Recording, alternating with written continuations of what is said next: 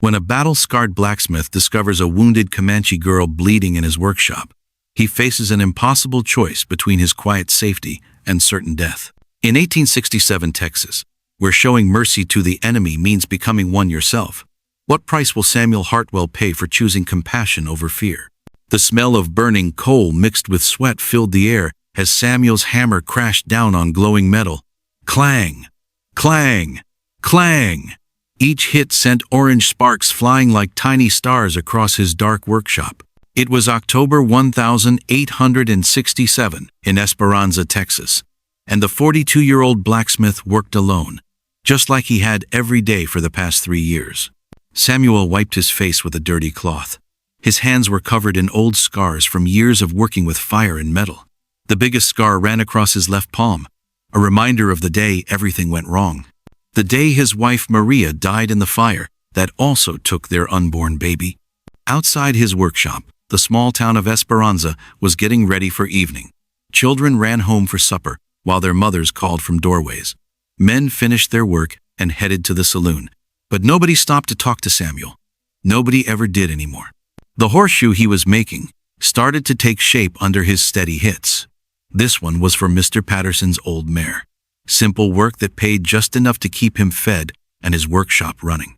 Samuel didn't need much, just his tools, his forge, and the silence that kept his memories from getting too loud.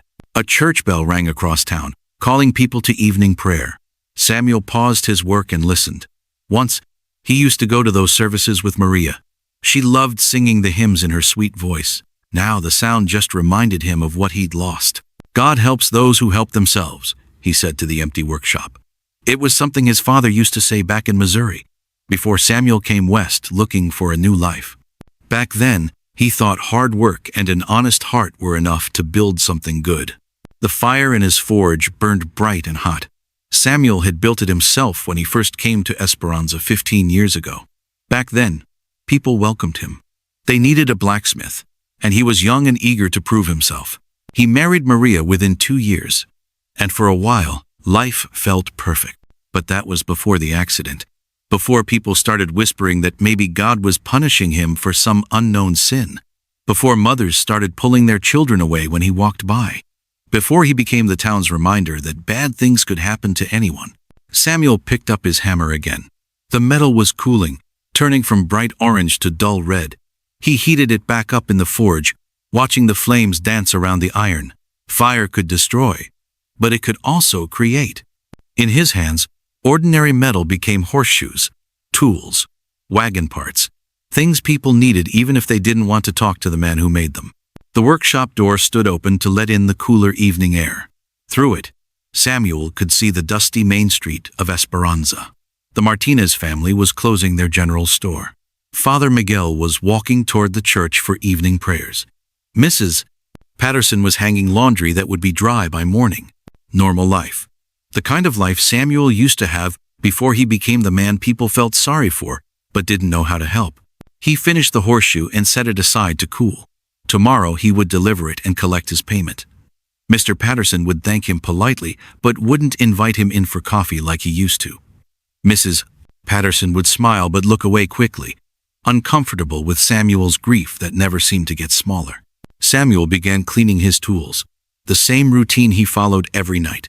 Each hammer, file, and tong had its place. Order helped him feel less lost in a world that no longer made complete sense. He banked the fire in his forge, making sure it would stay alive but safe through the night. The workshop grew quiet except for the settling sounds of cooling metal. Samuel sat on his work stool and ate a simple dinner of bread and cheese. No conversation, no laughter, no plans for tomorrow beyond the work that waited.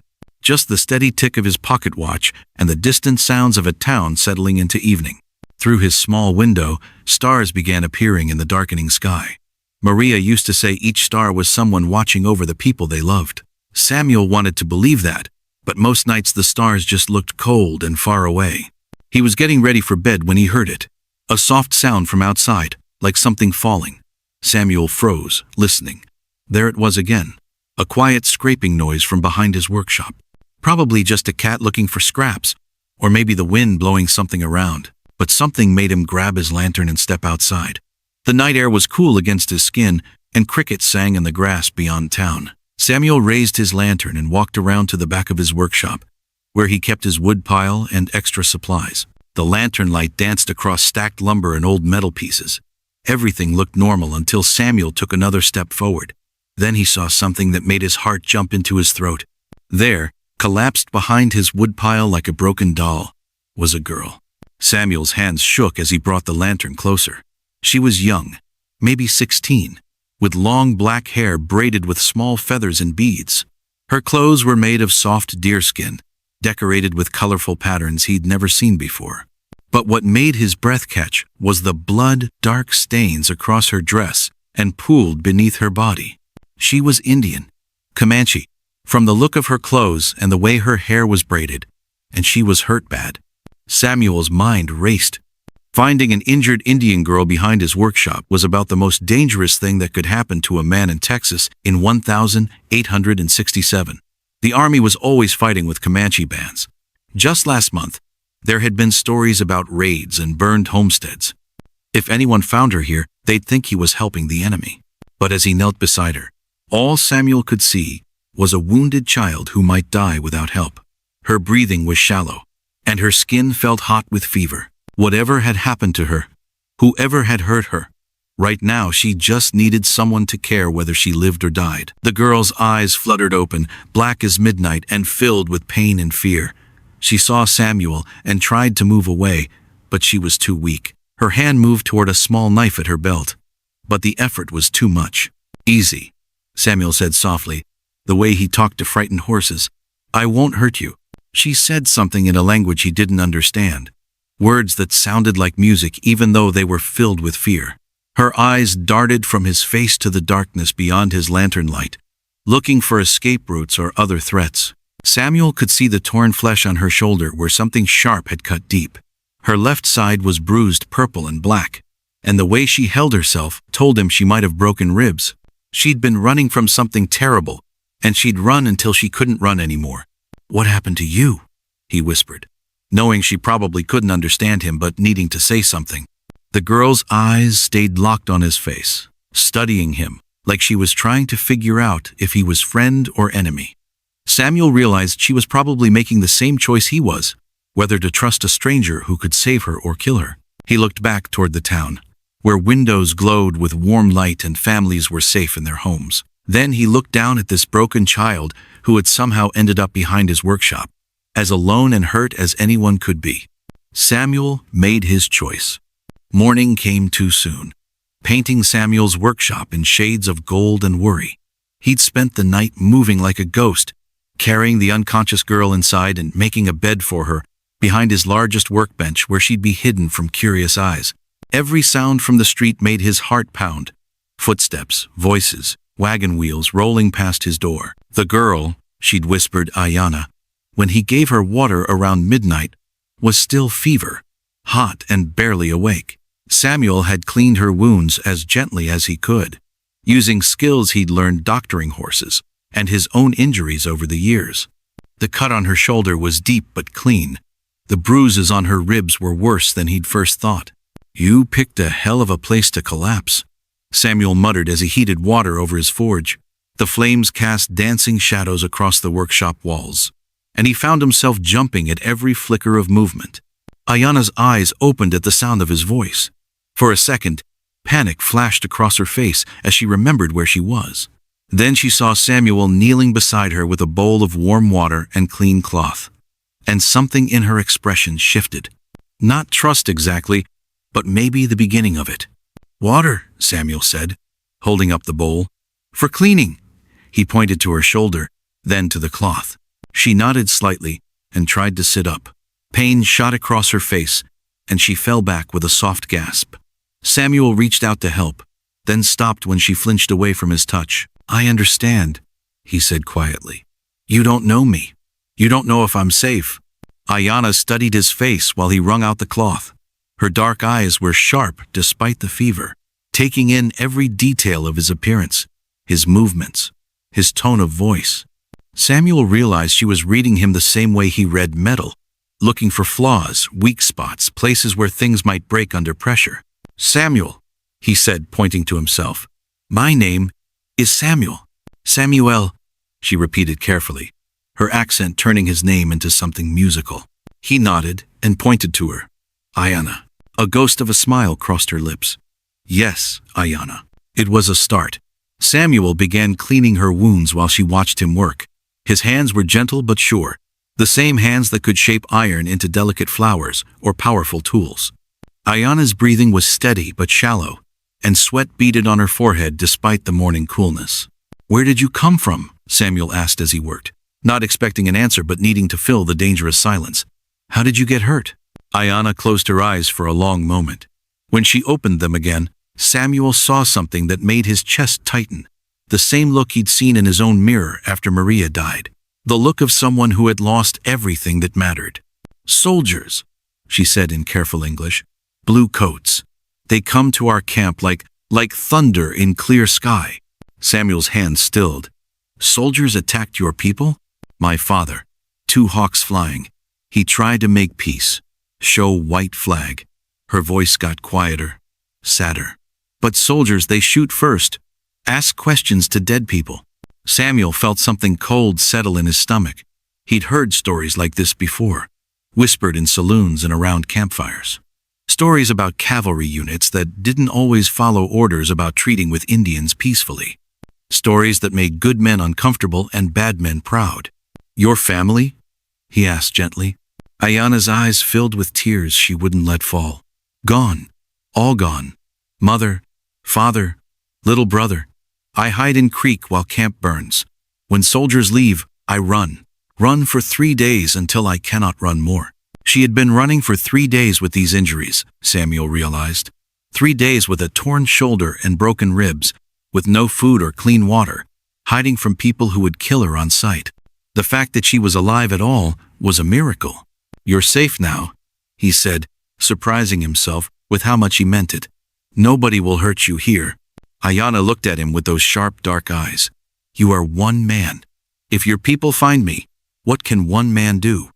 It was a fair question, and Samuel didn't have a good answer. If the townspeople discovered he was hiding a Comanche girl, they'd call it treason. They'd say he was helping murderers and savages. They might even hang him for it. But looking at Ayana, really looking at her, Samuel didn't see a savage. He saw a 16-year-old girl who had watched her family die and run until she collapsed.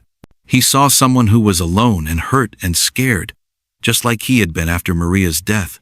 I don't know, Samuel admitted, but I know what's right, and leaving you to die, isn't it? Something changed in Ayana's expression then. The wariness didn't disappear, but it softened around the edges. She nodded once, a small gesture that felt like a handshake between strangers who might become allies. Samuel finished bandaging her shoulder and helped her drink some broth he'd heated by the forge. She ate slowly, her eyes never leaving his face, still reading him for signs of danger or deception. But she ate, which meant she was choosing to trust him enough to let him keep her alive. Rest now, Samuel said when she'd finished eating. I have work to do, but I'll be right here. Ayana nodded and closed her eyes. Within minutes, her breathing deepened into sleep. The first real rest she'd probably had since her world ended 3 days ago. Samuel stood and looked down at her. What the hell was he doing? He was 42 years old, alone, barely welcome in his own town. The last thing he needed was to get mixed up in Indian troubles. The smart thing would be to take her to Sheriff McCready and let the law decide what to do. But Samuel had learned something about himself in the years since Maria's death, when life stripped away everything else. Reputation, comfort, security. What remained was the choice of who you wanted to be when nobody was watching. He picked up his hammer and began working on a new horseshoe, letting the familiar rhythm of metal on metal calm his racing thoughts. Each strike rang out across the workshop, mixing with the sounds of Esperanza waking up outside, Mrs. Martinez opening her store, children playing in the dusty street, men heading off to their daily work. Normal sounds of a normal morning, except nothing about this morning was normal. Hidden behind his workbench was a Comanche girl who could get him killed just by being there. And for reasons he couldn't fully explain, Samuel found himself hoping she would get strong enough to tell him more of her story. The horseshoe took shape under his hammer. each blow precise and purposeful. Good work had always helped him think, and right now he needed to think clearly.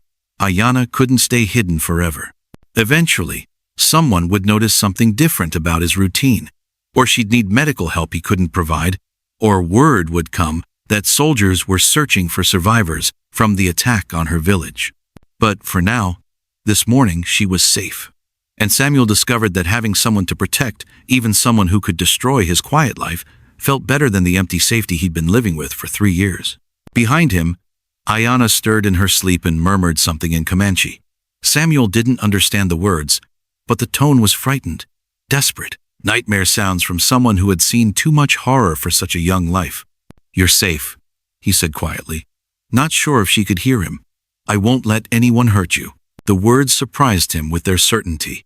Somewhere between finding her collapsed behind his woodpile and watching her eat his soup, Samuel had made a promise he wasn't sure he could keep. But as he continued his work, the steady rhythm of hammer on anvil mixing with the sound of her peaceful breathing, Samuel realized it didn't matter whether he could keep the promise.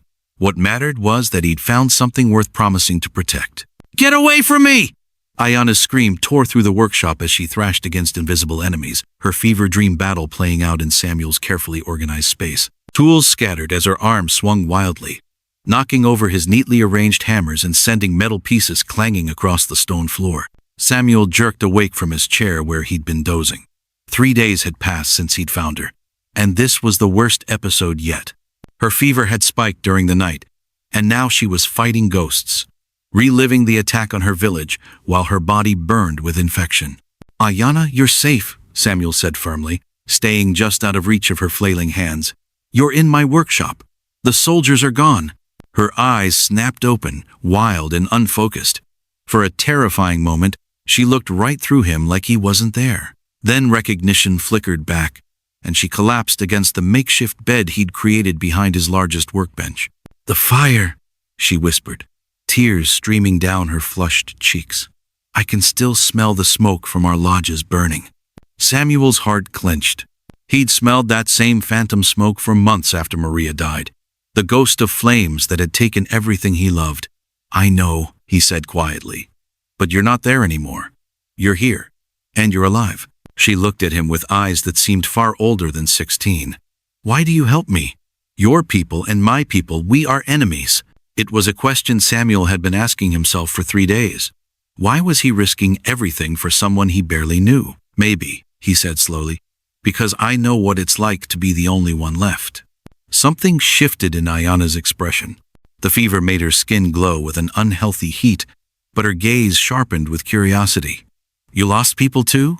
Samuel nodded toward a small wooden cross hanging on the workshop wall, the only decoration in his stark workspace. "My wife Maria, our baby who was never born. Fire took them both." "How?" The question was barely a whisper. Samuel had never told anyone the whole story. The townspeople knew the basic facts. There had been an accident, a fire. People had died. But he'd never spoken about the details, the choices he'd made, the guilt that ate at him like acid. "I was working late," he began, his voice rough with memory. "Maria was 8 months along with our first baby. She came to bring me dinner, but I was angry about something stupid, a customer who hadn't paid his bill. I snapped at her, told her to go home, that I'd eat when I was finished." Ayanna watched him with the intensity of someone who understood that some stories had to be told all at once or not at all. She left, but she was upset. She was always careful with the oil lamps when she was carrying the baby, but that night, Samuel's hands clenched into fists. The neighbors said she must have knocked one over. By the time someone saw the flames, it was too late. "And you blame yourself," Ayanna said. "It wasn't a question. If I hadn't been such a fool, if I'd gone home with her, if I'd put down my damn hammer and remembered what really mattered." Samuel's voice broke. "She died alone, scared, calling my name. And I was here, hammering metal like it was the most important thing in the world." They sat in silence, two people who had learned the hardest lesson life could teach, that the people you love can be gone in an instant, and all the regret in the world won't bring them back. "My little brother," Ayanna said finally. "His name was Swift Arrow. He was only 8 winters old. When the soldiers came, he tried to hide behind me, Her voice got smaller. But I was too scared. I ran to the creek and left him there. You were trying to survive, Samuel said. There's no shame in that.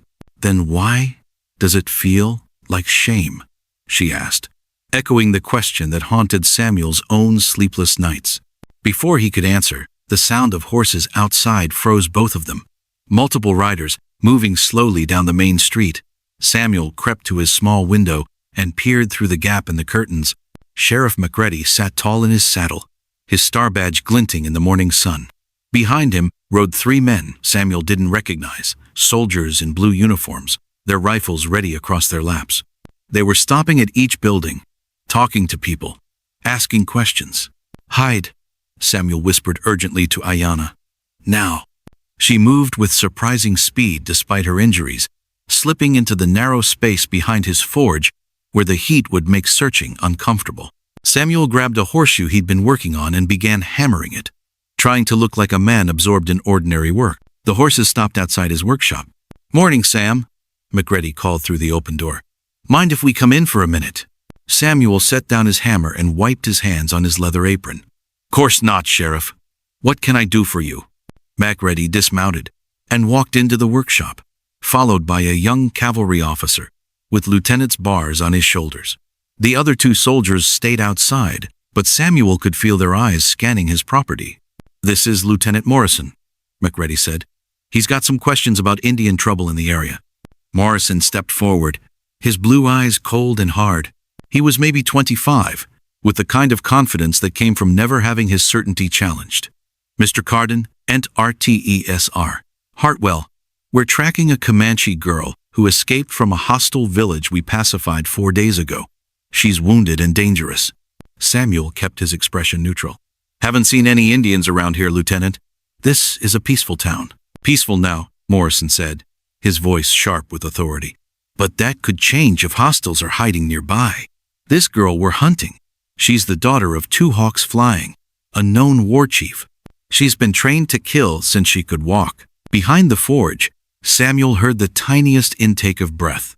Ayanna was listening to them describe her as a weapon instead of a wounded child. What makes you think she's in this area?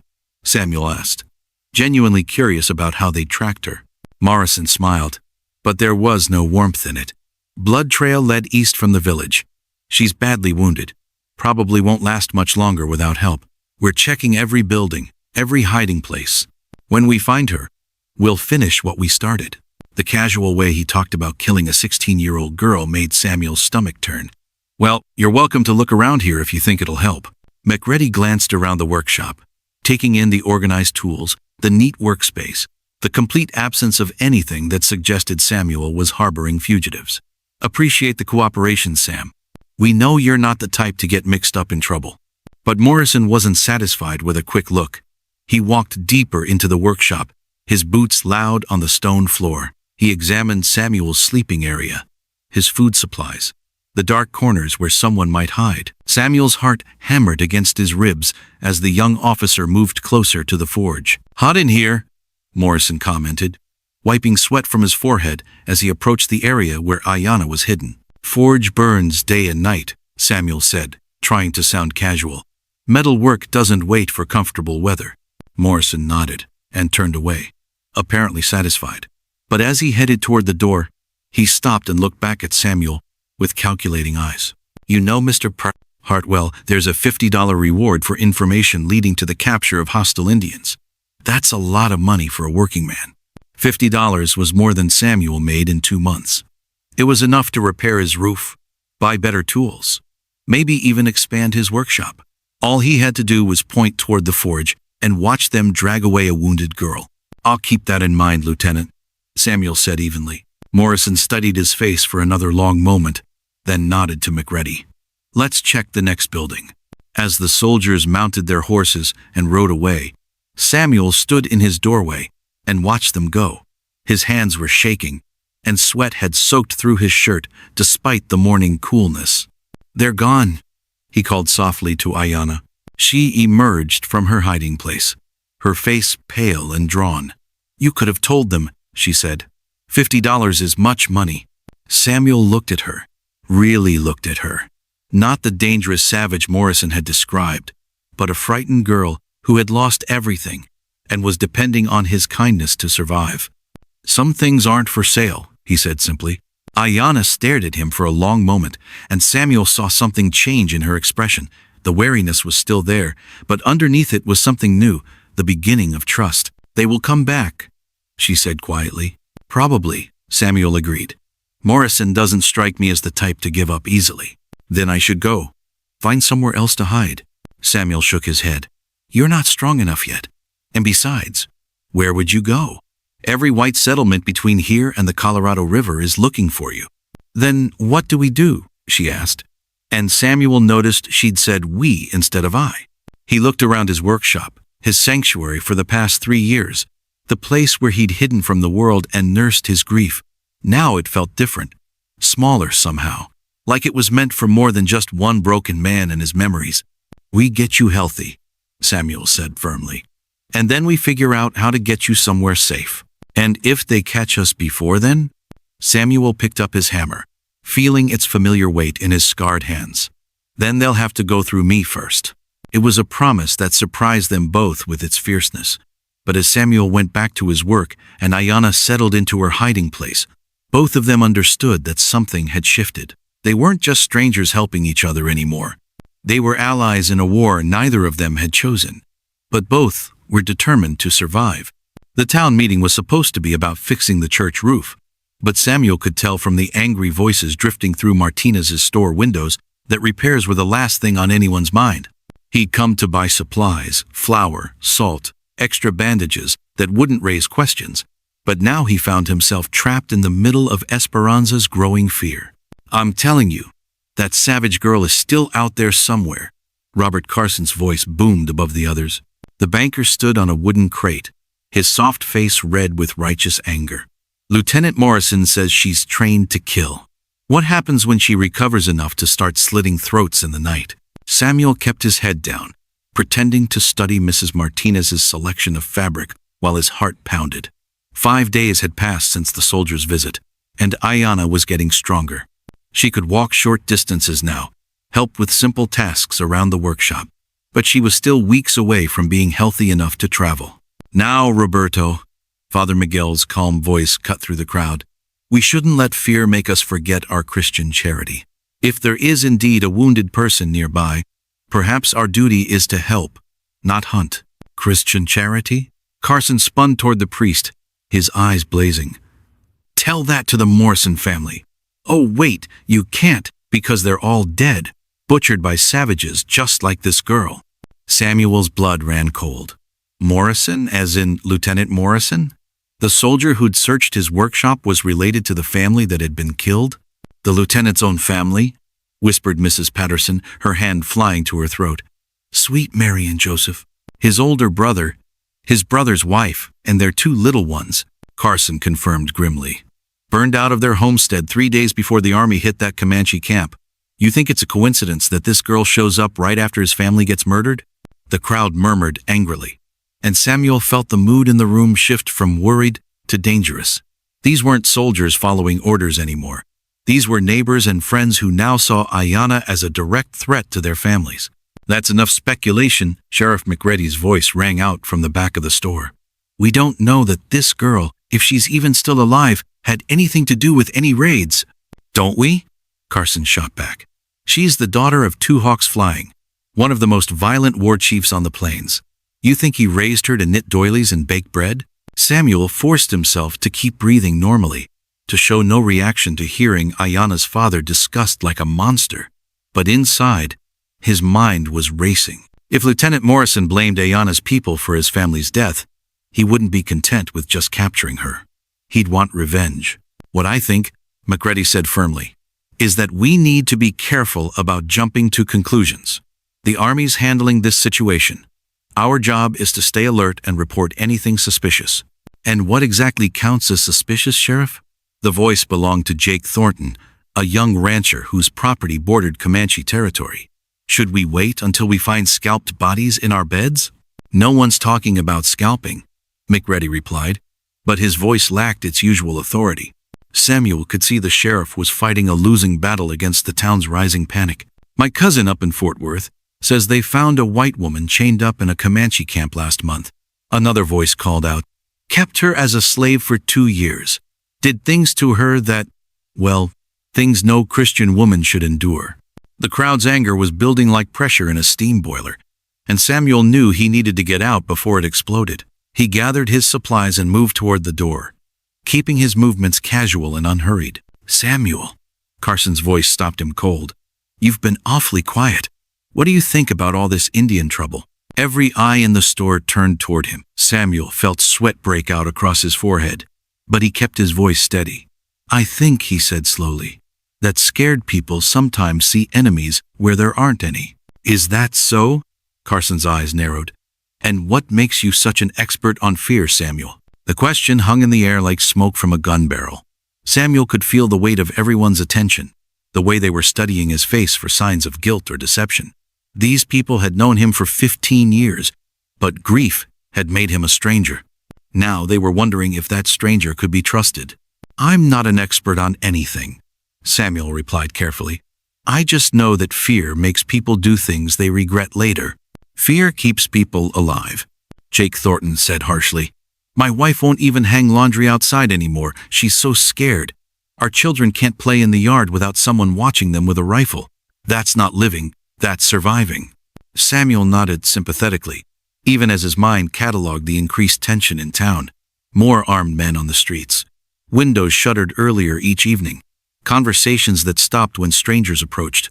Esperanza was transforming itself into a fortress, and anyone who didn't seem sufficiently afraid was automatically suspect. Just be careful, Sam, McReady said as Samuel reached the door. And keep your eyes open. If you see anything at all, you come find me right away. Of course, Sheriff, Samuel replied, and stepped out into the afternoon sunlight. But instead of heading straight home, he made a detour through the alley behind the church. He needed to think, and he needed to do it away from watching eyes. The narrow passage was cool and shadowy, lined with adobe walls that muffled the sounds from the main street. Samuel was halfway through the alley when a figure stepped out from behind a wooden cart, blocking his path. Lieutenant Morrison stood there in his blue uniform, his hand resting casually on his pistol grip. Mr. Hartwell, the young officer said pleasantly.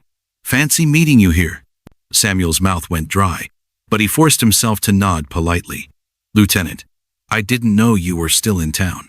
Oh, I'm not leaving until I finish my business here, Morrison replied, his smile never reaching his cold eyes. See, I've been thinking about our conversation the other day, about that reward money. What about it?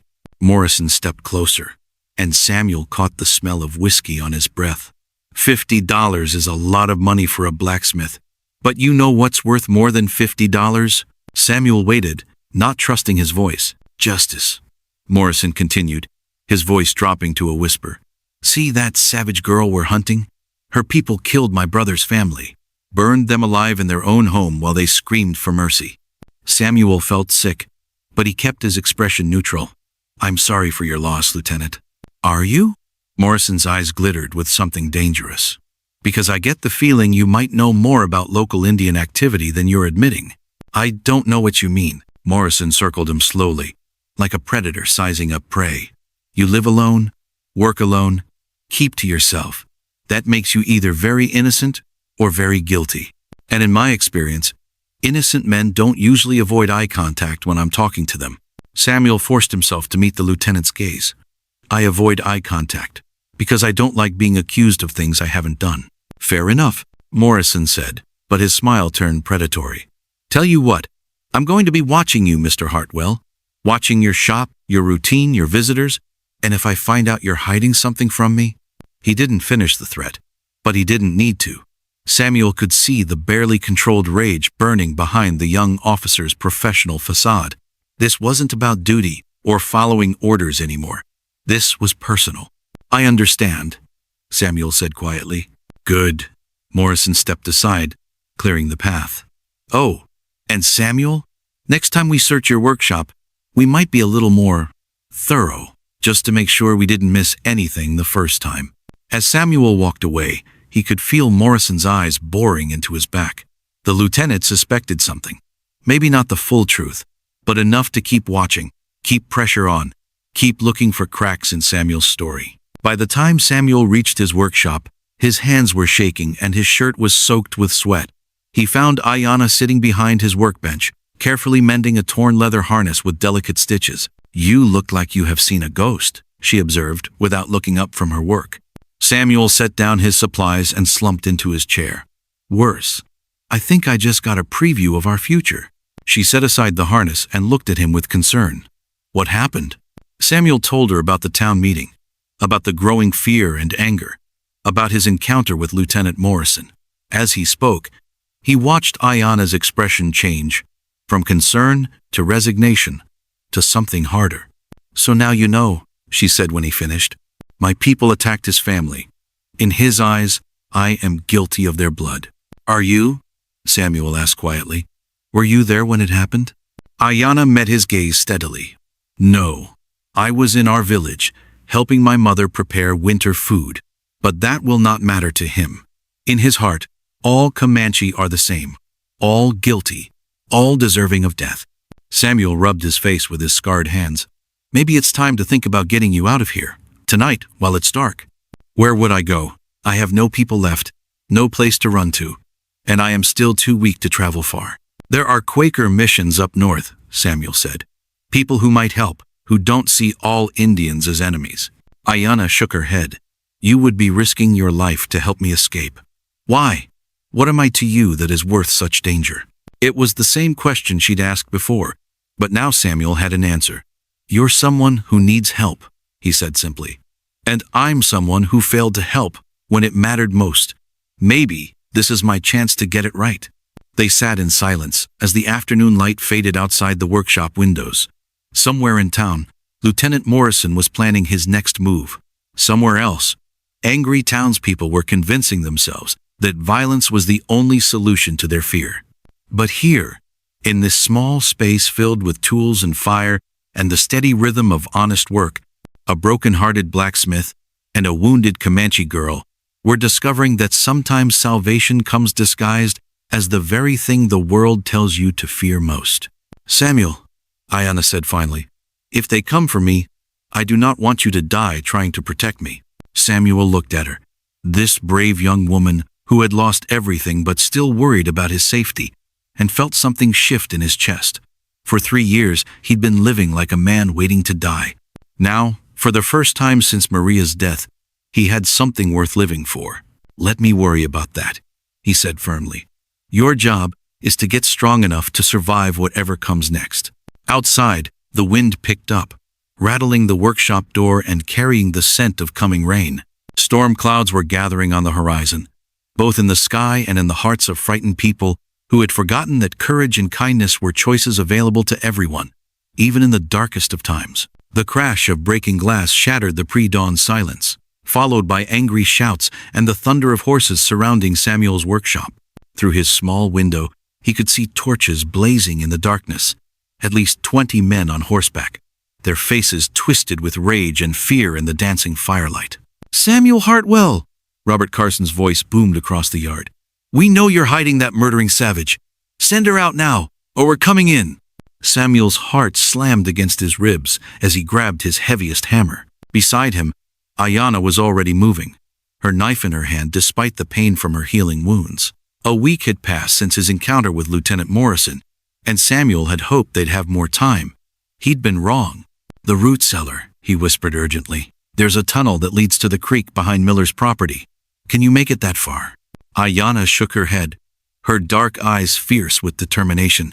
"I will not run while you face them alone. You have to. If they find you here, we're both dead." "Then we die fighting together," she said simply. And Samuel saw in her face the same stubborn courage that had kept her alive through the destruction of her village. Another rock crashed through his window, followed by Carson's voice again. "We found blood, Samuel. Fresh blood on the rocks behind your workshop. You got 30 seconds before we burn you out." Samuel's mind raced. The blood must be from yesterday, when Ayanna had reopened her shoulder wound while helping him move heavy metal pieces. Just a few drops, but enough to condemn them both in the eyes of a frightened mob. "Listen to me," Samuel said quickly, gripping Ayanna's shoulders. Whatever happens, don't let them take you alive. Morrison won't give you a trial. He wants revenge for his brother's family." "I understand," she replied, her voice steady despite the chaos outside. "But Samuel, you must know something. The attack on his brother's homestead, it was not my father's band. Two Hawks Flying was trying to make peace. Other warriors, angry young men who would not listen to him. They acted without permission." Samuel stared at her. "You're saying your father didn't order the raid?" "My father wept when he heard what they had done.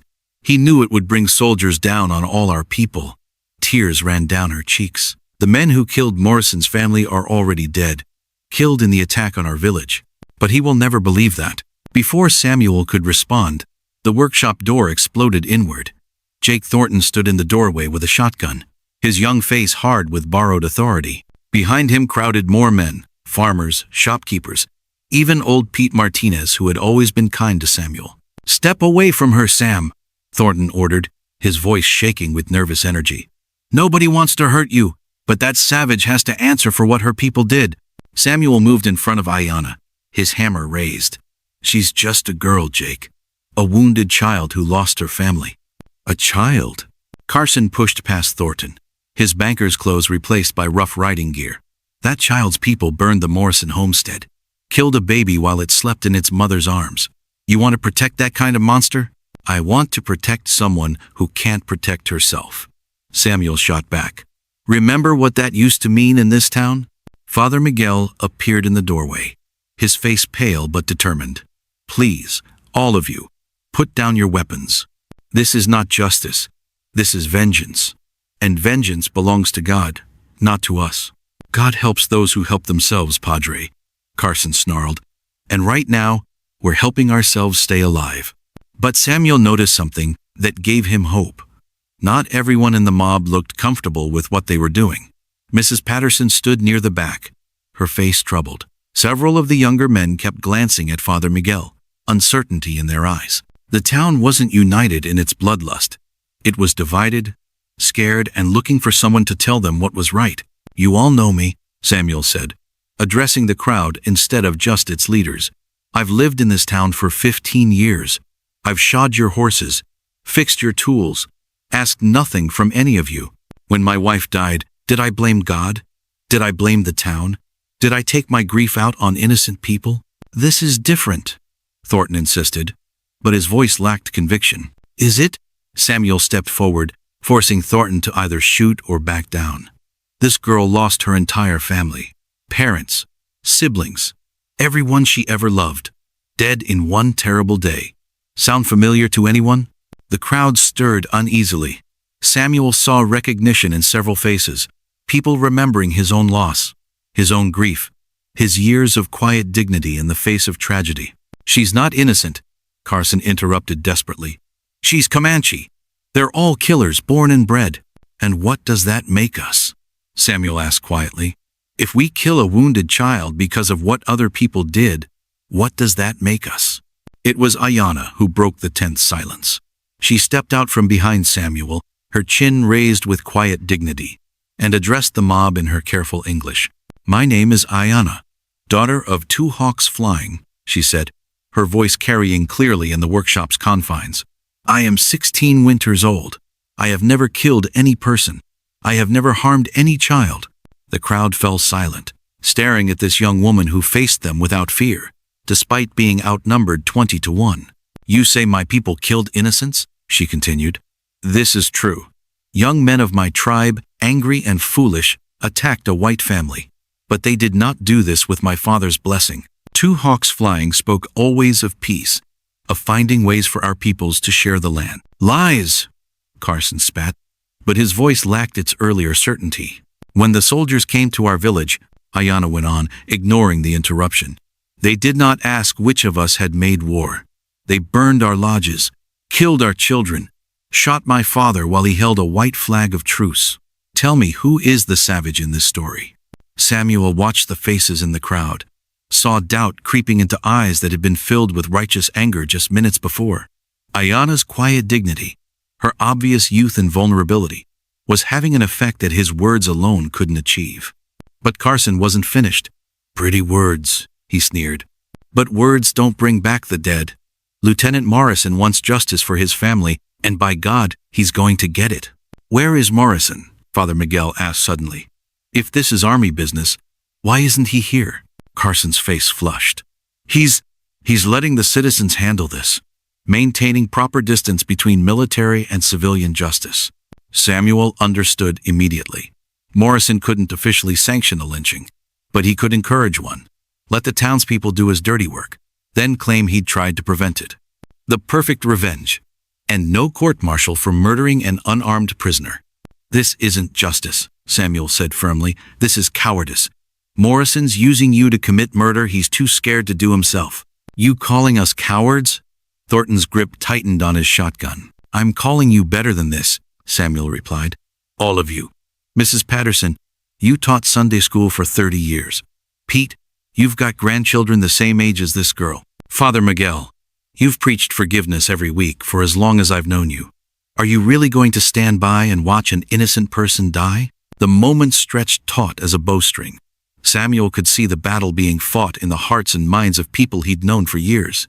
Fear and anger warring with conscience and compassion. The outcome would determine not just whether he and Ayana lived or died, but what kind of people the citizens of Esperanza chose to be. It was Mrs. Patterson who broke first. This isn't right, she said quietly, stepping away from the crowd. I won't be part of this. Mary, don't be foolish, Carson warned, but his voice had lost its commanding edge. Don't be foolish. She turned on him with surprising fire. Robert Carson, I've known you since you were in short pants. Your own mother would be ashamed to see you threatening a child, no matter what color her skin is. One by one, others began to step back. Pete Martinez crossed himself and shook his head. 3 of the younger men lowered their weapons and moved toward the door. The mob was fracturing, losing its cohesion and its courage. But Carson and Thornton weren't giving up. Fine, Carson snarled. Anyone who wants to protect savages can leave, but the rest of us know what needs to be done. About half the original crowd remained, but these were the hardest cases. Men whose fear had curdled into hatred, who saw compromise as weakness and mercy as betrayal. Samuel realized the real fight was just beginning. Last chance, Samuel, Thornton said, raising his shotgun again. Step aside, or we go through you. Samuel tightened his grip on his hammer and smiled grimly. Jake, you were just a boy when I came to this town. Did you know I fought in the Mexican War before I became a blacksmith? Thornton's eyes widened slightly. Like most people, he'd never thought about Samuel's life before Esperanza. Learned some things in that war, Samuel continued conversationally. About fighting, about dying, about what men will do when they're cornered. You sure you want to find out what I learned? The threat hung in the air like smoke from the forge. Samuel might be outnumbered, but he was also a man with nothing left to lose and every reason to fight. That made him dangerous in ways these farmers and shopkeepers weren't prepared for. It was Ayana who provided the final surprise. Moving with fluid grace, she slipped past Samuel and approached Thornton directly, her hands empty and raised peacefully. You have children, she said to the young rancher. I can see their drawings on the wall of your home when I watched your family from the hills. Thornton's face went white. You were watching my family? I was hungry, hurt, trying to find food and water. I saw your wife hanging clothes, your little ones playing in the yard. Do you know what I thought when I saw them? The workshop fell silent, everyone hanging on her words. I thought how lucky they were to be safe, to be loved, to have a father who would protect them. Her voice broke slightly. Just like I once was. Before the soldiers came, Thornton's shotgun wavered, and Samuel saw tears in the young man's eyes. He was remembering that the enemy he'd come to kill was barely older than a child herself. Someone who had watched his family not with hatred but with longing for what she'd lost. The spell broke when Carson shoved Thornton aside. Enough talk, he roared, pulling a pistol from his coat. If you won't do it, I will. But as he raised the gun toward Ayana, Samuel was already moving. 15 years of swinging heavy hammers had made him strong, and 30 years of dangerous work had made him quick. His hammer caught Carson's wrist with a crack that echoed through the workshop, sending the pistol spinning away into the darkness. Carson screamed and fell to his knees, clutching his broken wrist. The remaining mob members stepped back in shock, suddenly realizing that the quiet blacksmith they'd known for years was capable of violence they'd never imagined. Anyone else? Samuel asked quietly, his hammer ready for another swing. No one moved. No one spoke. In the flickering torchlight, with Carson moaning at his feet and Ayanna standing proud beside him, Samuel looked like something out of legend, a warrior defending his chosen ground against all comers. Finally, Jake Thornton lowered his shotgun completely. "This isn't over," he said, but there was no threat in his voice anymore. Just exhaustion and confusion. "Yes, it is," Samuel replied firmly. "It's over, because we're choosing to make it over. All of us." As the crowd began to disperse, carrying Carson between them, Samuel realized something had changed in Esperanza forever. Lines had been drawn, choices had been made, and everyone would have to live with the consequences. But for now, in this moment, kindness had won a victory over fear. And sometimes, Samuel thought as he watched the last of the torches disappear into the darkness, that was enough. Dawn brought no peace to Esperanza, only the hard light of consequences. Samuel stood in his workshop doorway, surveying the damage from the night's confrontation. Broken windows, scattered tools, bloodstains on his stone floor where Carson had fallen. But the real damage wasn't to his property. It was to the town's soul, and that would take much longer to repair. Ayanna sat quietly, mending her torn dress, her movements careful and precise despite the tremor in her hands. The mob's visit had shaken her more than she'd let on, and Samuel could see the fear she was trying so hard to hide. "They will come back," she said without looking up from her stitching. "Not all of them, but some. Men like Carson do not forgive being made to look weak." Samuel nodded grimly. "I know. Which is why we need to get you out of here today." "Today?" She looked up, startled. "But I am still not fully healed, and you said the Quaker mission was more than a week's ride north." Plans change. Samuel began gathering supplies, food, water, blankets, medicine. "I've been thinking about this all night. There's an old freight trail that runs through the hills east of town. Traders use it sometimes, but it's mostly abandoned. If we can get you to the main road without anyone seeing." "We?" Ayanna set down her sewing. "Samuel, I cannot ask you to leave your home, your life, to help me escape." "You're not asking. I'm offering." Samuel's voice was firm, but inside he was terrified. Leaving Esperanza meant abandoning everything he'd built, everything that connected him to Maria's memory. But staying meant watching Ayanna die, and he couldn't live with that on his conscience. Before Ayanna could protest further, rapid footsteps echoed in the street outside. Samuel grabbed his hammer, expecting another confrontation, but the voice that called out was friendly. "Samuel, it's Miguel. May I come in?" Father Miguel stepped through the broken doorway, his usually neat robes dusty and wrinkled. His kind face was creased with worry, and he carried a leather satchel that clinked with the sound of coins. "Father," Samuel said with relief, "I wasn't sure whose side you were on last night." "There are no sides in this," Miguel replied sadly. "Only people trying to do what they think is right, and making terrible mistakes in the process." He turned to Ayanna with a gentle smile. "My child, I am sorry for what happened to you and your family. No one should have to endure such loss." Ayanna studied the priest's face carefully. "You are different from the others. Why do you not fear me?" Miguel sat down on Samuel's work stool, his movements weary. "Because I've spent 30 years listening to people's confessions, hearing their deepest fears and greatest sins. I've learned that cruelty and kindness exist in every human heart, regardless of the color of their skin or the language they speak." He opened his satchel and pulled out a small bundle wrapped in cloth. "I brought you something." Inside was a simple wooden cross, carved with delicate flowers. "It belonged to my sister. She died of fever when we were children, but she always said it brought her comfort." Ayanna took the cross hesitantly. "I do not follow your Christ." "Christ follows you," Miguel said gently. "Love recognizes love, no matter what name we give it." Samuel watched this exchange with growing respect for the old priest. Miguel was risking his own standing in the community by showing kindness to Ayanna, but he seemed more concerned with doing right than being popular. "Father," Samuel said carefully, "if someone hypothetically needed to travel north quickly and quietly, would you know of any safe routes?" Miguel's eyes sharpened with understanding. "Hypothetically? There might be a family north of here, the Andersons, who have been known to help travelers in need. Good Christian people who believe in offering sanctuary to those who seek it." How far north? 2 days' ride, if one took the old mining road through Devil's Canyon. Dangerous territory. Lots of places to hide if someone were following. Miguel's meaning was clear. The route would be risky, but it would also be hard to track. And beyond that? Beyond that lies the Quaker settlement of New Hope. They've been ministering to displaced Indians for several years now. Peaceful people who judge others by their actions, not their ancestry. Samuel felt a surge of hope. It was possible, difficult, and dangerous, but possible. Thank you, Father. Miguel stood and moved to the window, peering out at the street. You should know, Lieutenant Morrison has been asking questions about last night. He's not pleased that the townspeople failed to deliver the girl to him. What kind of questions? About who was involved, who supported the mob, who opposed it.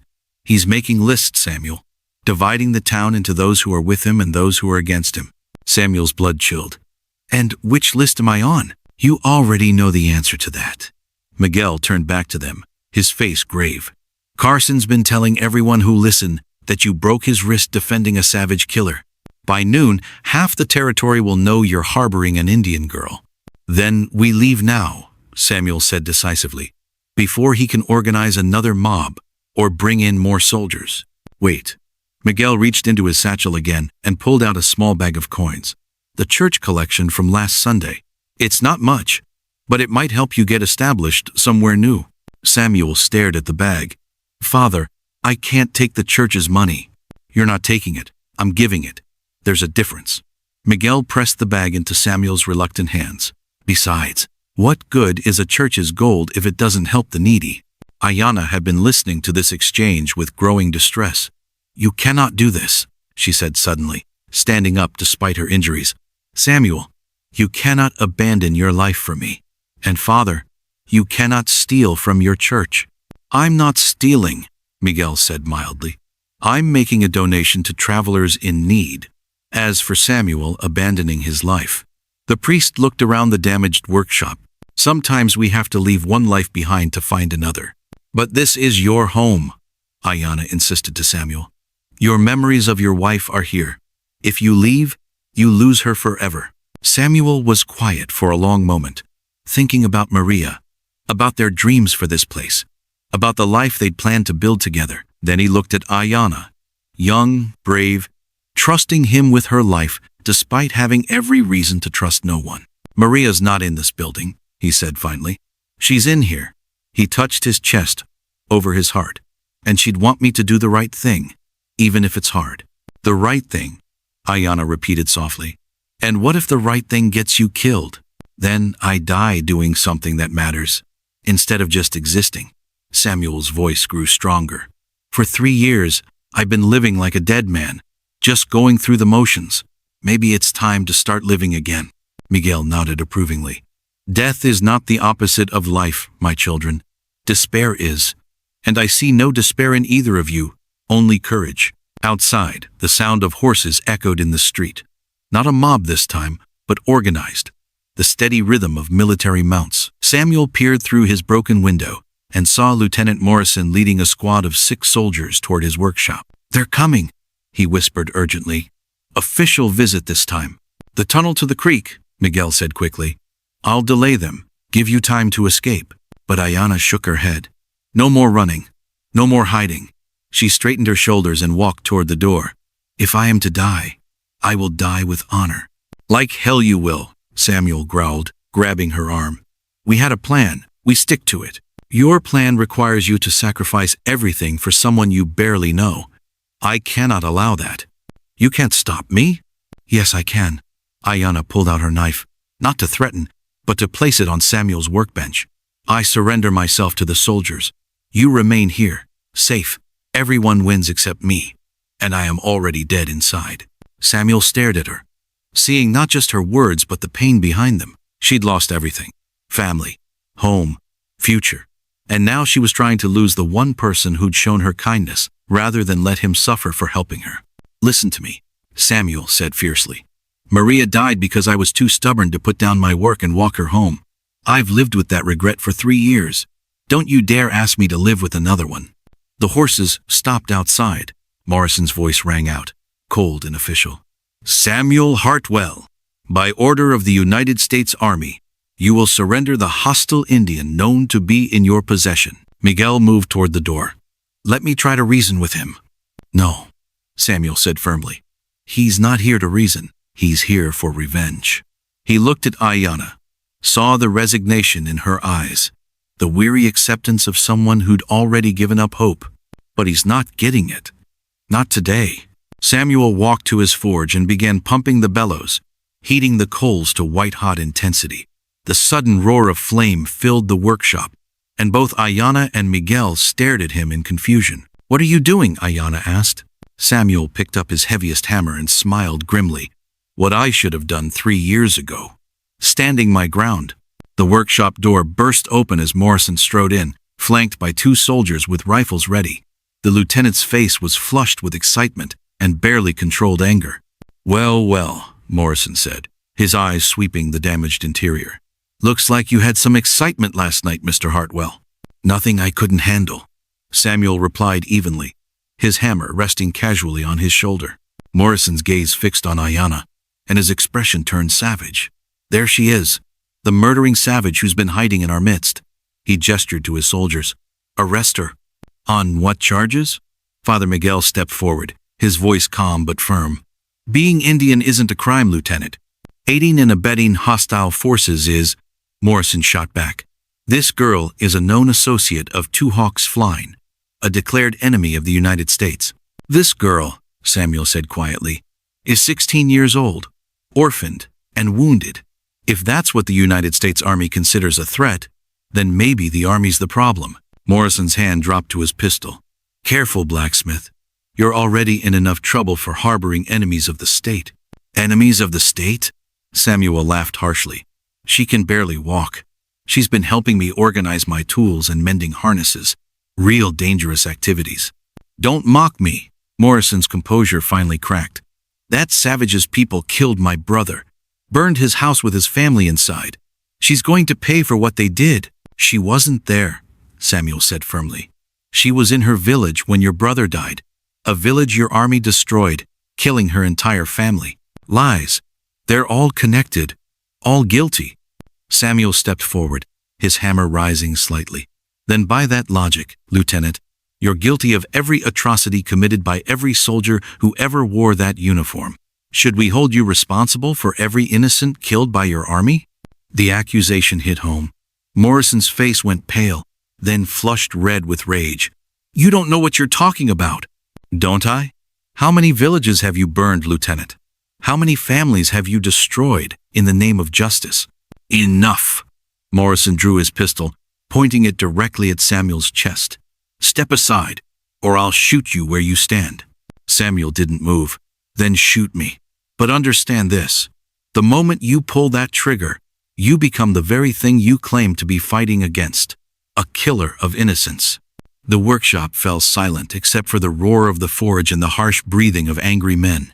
Morrison's finger tightened on the trigger, and Samuel could see the internal battle raging behind the young officer's eyes. Duty versus vengeance. Justice versus murder. It was Ayana who broke the deadlock. Moving with fluid grace, she stepped between Samuel and Morrison's gun, her chin raised in quiet defiance. You want to kill someone for your brother's death? She said calmly. Then kill me. But do not pretend it is justice. Call it what it is. Revenge against a child who cannot fight back. Morrison stared at her, his gun wavering. Face to face with his enemy, she was nothing like what he'd expected. No snarling savage, no bloodthirsty killer, just a young woman with sad eyes and uncommon courage. You don't understand, he whispered, his voice cracking. They were everything to me. My brother, his wife, their babies, all I had left of family. I understand, Ayana replied softly. I watched my family die too. I know the pain that eats at your heart like fire. But killing me will not bring them back. It will only add to the darkness in your soul. For a moment, Samuel thought Morrison might lower his weapon. The lieutenant's eyes were bright with unshed tears, and his hand shook with more than just anger. But then his face hardened again, and Samuel realized the young officer had made his choice. Some pain was too deep for reason, some wounds too raw for healing. Morrison was going to pull that trigger, and nothing anyone said would stop him. That's when Samuel heard the sound that changed everything. The distinctive crack of Father Miguel cocking a shotgun behind Morrison's head.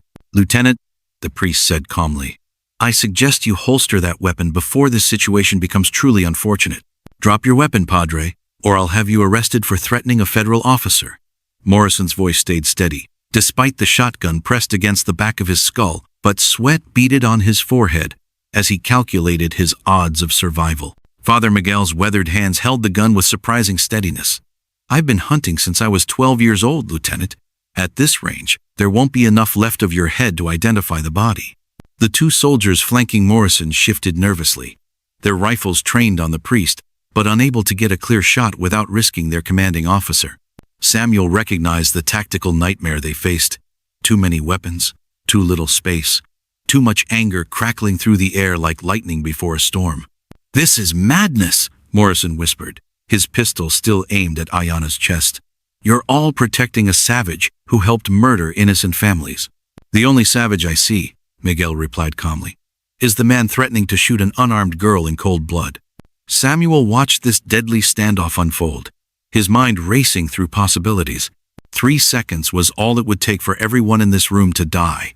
Morrison shoots Ayana, Miguel kills Morrison, the soldiers kill Miguel, and Samuel dies trying to protect someone who's already dead.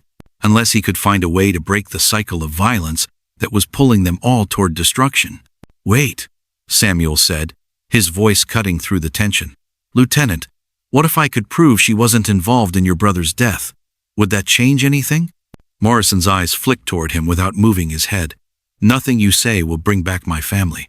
"No, but maybe it could save yours." Samuel gestured toward the soldiers. "These boys look young, probably got families back home waiting for them. You want to get them killed over something that happened before they even got to Texas?"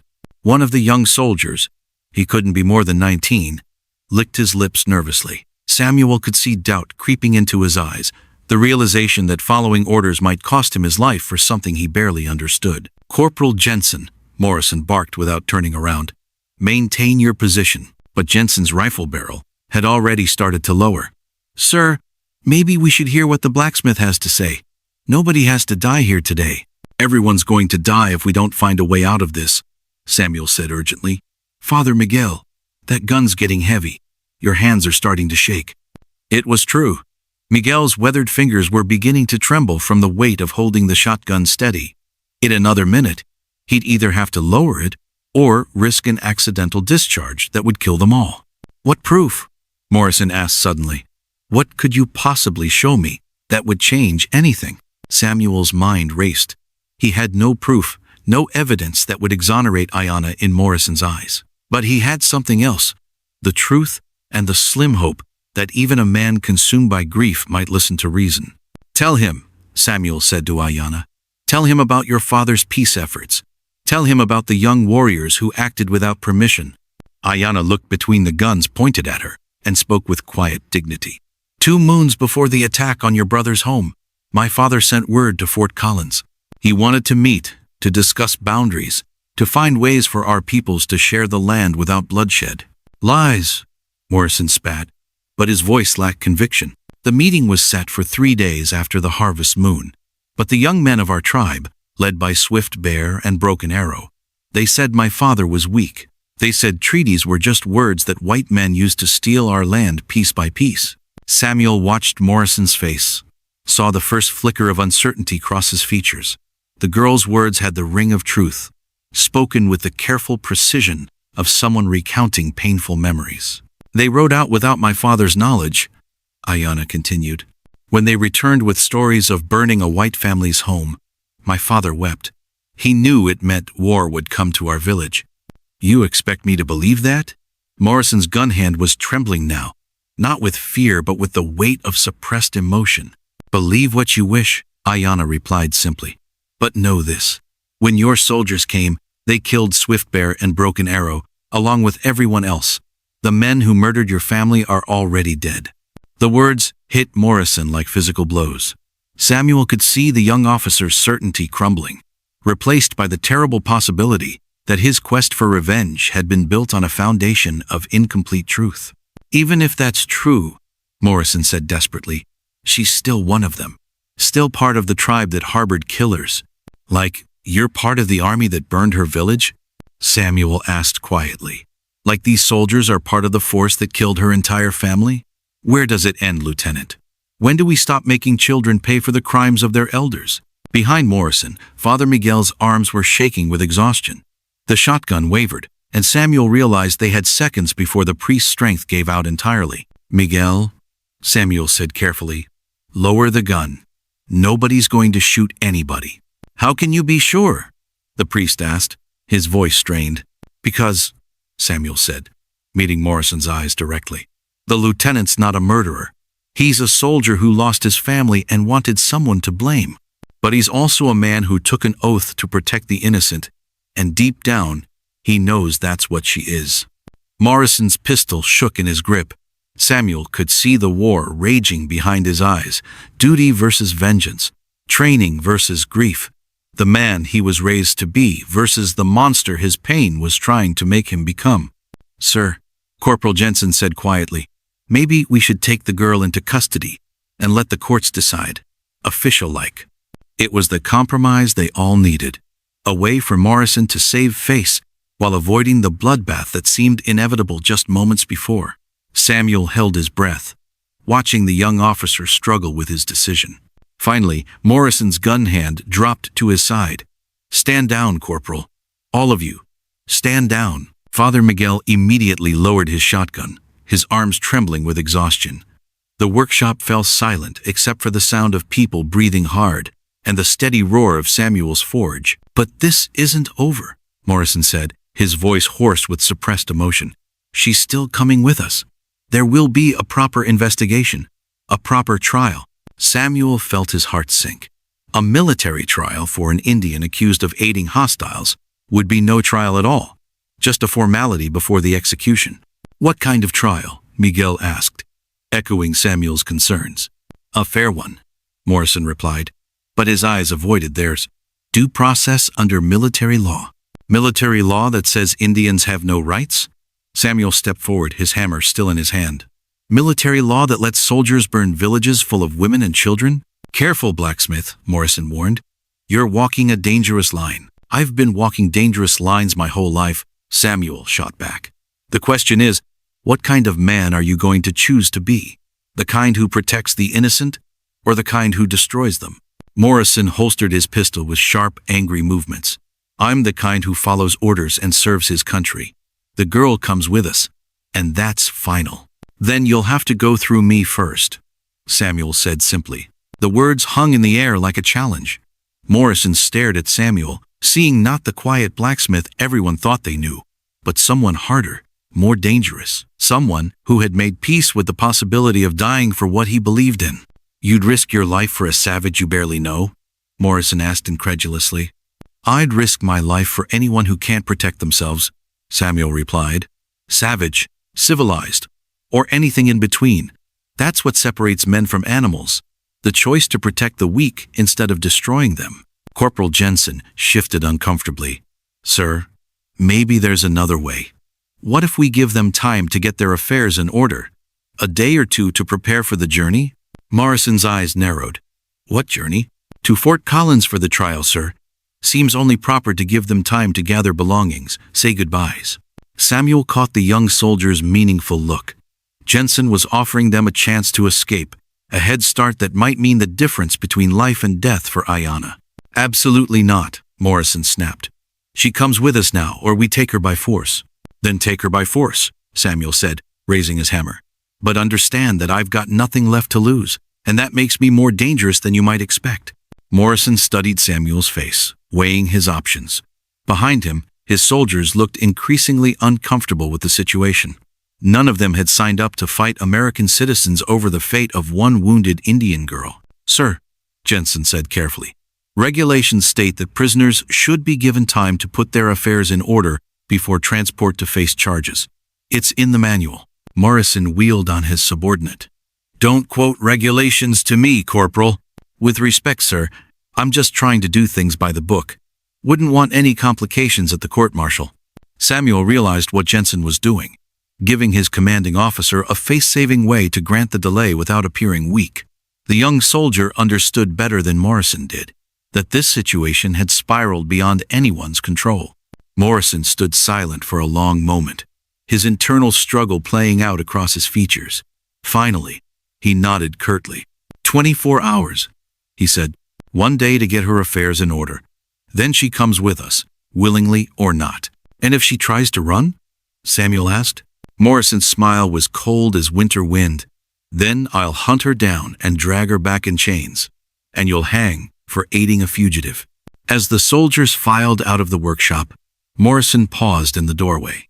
Mr. Hartwell, you seem like a decent man who's made some very poor choices. Don't make any more. When they were gone, Samuel slumped against his workbench, suddenly feeling every one of his 42 years. Father Miguel set the shotgun aside and rubbed his aching arms. 24 hours, Miguel said quietly. What can we accomplish in 24 hours? Samuel looked at Ayana, who had remained silent throughout the confrontation. Her face was pale but determined, and he could see her mind working, planning, calculating odds. We can give her a chance, Samuel said finally. Maybe that's all we can do, but it's something. A chance to run? Miguel asked. A chance to live, Samuel replied. Sometimes that's the same thing. Outside, the sun was climbing toward noon, and the normal sounds of Esperanza drifted through the broken windows. Children playing, merchants calling their wares, life continuing as if the world hadn't just balanced on the edge of violence and somehow stepped back. But Samuel knew the reprieve was temporary. In 24 hours, Morrison would return. And then there would be no more talking, no more delays, no more chances. Whatever they were going to do, they had to do it soon. The midnight wind carried the scent of rain across the Texas plains as Samuel loaded the last of their supplies into the wagon he'd borrowed from Pete Martinez. Ayana sat beside him on the driver's bench, her wounds still tender but her spirit unbroken despite everything they'd endured together over the past week. The Anderson place is maybe 6 hours north if we push the horses, Samuel said quietly, checking the loads in his rifle one final time. From there, another day to the Quaker settlement. Ayana pulled her shawl tighter against the cool night air. And after that? What happens to you when Morrison discovers we are gone? Samuel had been avoiding that question all day, but now, in the darkness before their desperate flight, he finally faced the truth. I can't come back here. Not ever. Morrison will see to that. So you give up everything. Your home, your memories of Maria, your whole life, for someone you have known for barely a week. I'm not giving it up, Samuel said, surprising himself with the certainty in his voice. I'm trading it for something better, for the chance to be the man Maria always believed I could be. They rode in companionable silence for the first hour, the wagon wheels creaking softly on the rutted road that led away from Esperanza and toward an uncertain future.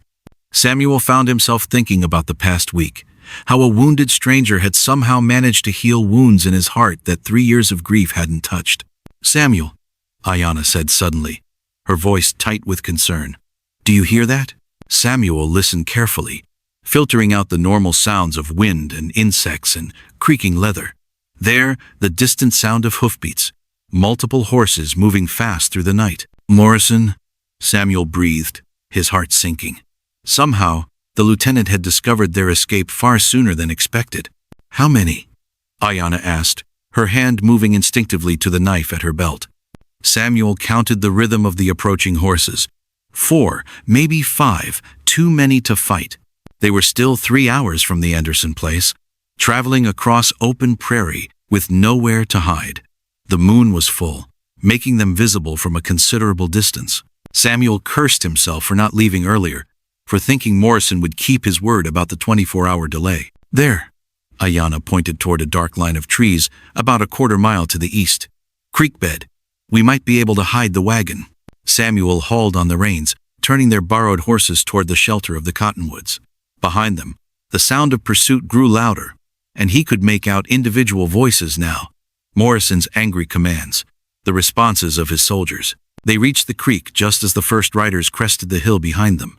Samuel drove the wagon into the shallow water, hoping the sound would muffle their movement.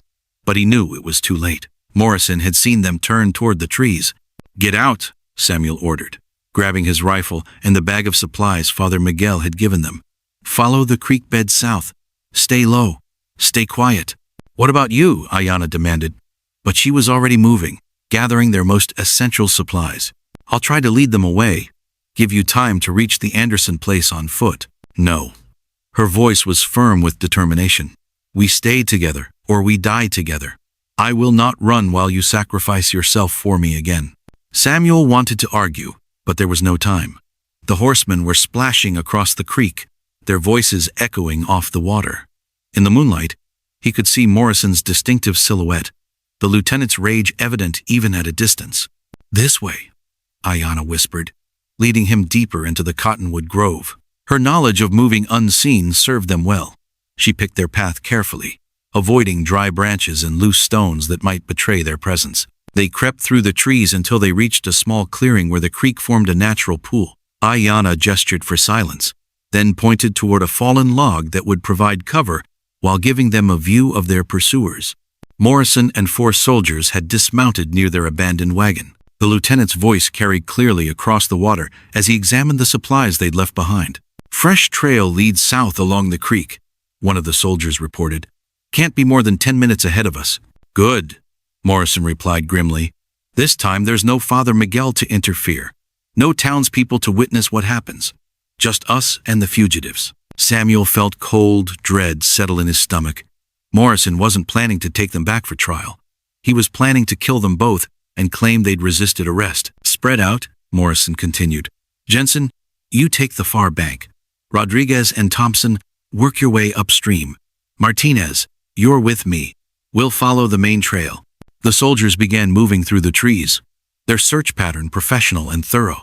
Samuel realized they had maybe 5 minutes before the net closed around them completely. The pool, Ayanna whispered so quietly he could barely hear her. Can you swim? Samuel nodded, understanding immediately. The creek pool was deep enough to hide in, cold enough to numb them quickly, but it might be their only chance. They slipped into the water as quietly as possible, the shock of the cold making Samuel gasp involuntarily. Ayanna moved like a fish, completely at home in the water despite her injuries. They positioned themselves near the overhanging bank, where roots and shadow would provide camouflage. There! Rodriguez's voice echoed through the trees. Movement by the big pool! Rifle shots cracked through the night air, bullets whining over their heads and splashing into the water around them. Samuel pulled Ayanna deeper, both of them submerging completely as the soldiers converged on their position. When they surfaced for air, Morrison was standing at the edge of the pool with his pistol drawn. In the moonlight, his face looked like something carved from stone, cold, implacable, absolutely certain of his righteousness. It's over, he called out across the water. Come out now, and I might let it be quick. Samuel felt Ayanna tense beside him, preparing to surrender herself to save his life. He gripped her arm tightly, shaking his head. They'd come too far together to give up now. I don't think so, Lieutenant, Samuel called back, his voice carrying clearly across the still water. Seems to me you're the one who's cornered. 5 men against a wounded girl and a middle-aged blacksmith. Not exactly overwhelming odds. Morrison's laugh was harsh. You're in the middle of a creek with nowhere to run. I'd call that pretty overwhelming. Would you? Samuel smiled grimly. Because I'm thinking about those people back in Esperanza who wonder what happened to us. Father Miguel saw us leave. Mrs. Patterson watched from her window. Pete Martinez lent us this wagon. Lot of witnesses who'll ask questions if we just disappear. For the first time, uncertainty flickered across Morrison's features. He'd been so focused on his revenge that he hadn't considered the consequences of murdering civilians in cold blood. You're fugitives, Morrison said, but his voice lacked its earlier conviction. Resisting arrest. Are we? Or are we citizens trying to escape an officer who threatened to kill us without trial? Samuel stood up in the waist-deep water, making himself a clear target. Which story do you think the territorial governor will believe? The standoff stretched taut as wire. Morrison's soldiers looked increasingly uncomfortable, glancing between their commanding officer and the man standing fearlessly in the creek. These were young men who joined the army to serve their country, not to commit murder under cover of darkness. It was Corporal Jensen who broke the spell. Sir, maybe we should take them back alive. Let the proper authorities sort this out. The proper authorities, Morrison repeated bitterly. And who might those be, Corporal? The same territorial government that sent us to make peace with savages who butcher families in their sleep. I don't know, sir. But I know my mother didn't raise me to shoot unarmed people in cold blood. Samuel saw his chance. Your mother sounds like a wise woman, Corporal. What do you think she'd say about following orders to murder a 16-year-old girl? Jensen's rifle barrel dropped toward the ground. I think she'd say some orders aren't worth following, sir. One by one, the other soldiers began lowering their weapons. These weren't hardened killers. They were young men far from home, trying to do their duty while keeping their souls intact. Morrison saw his support evaporating and made a desperate play. Fine. If you won't do your duty, I'll do it myself. He raised his pistol toward Ayanna, his finger tightening on the trigger. But Samuel was already moving, surging through the water with the desperate strength of a man who'd found something worth dying for. He reached Morrison just as the gun fired, the bullet going wide as they both crashed into the shallow water at the pool's edge. They fought with the desperate fury of men who'd staked everything on this moment.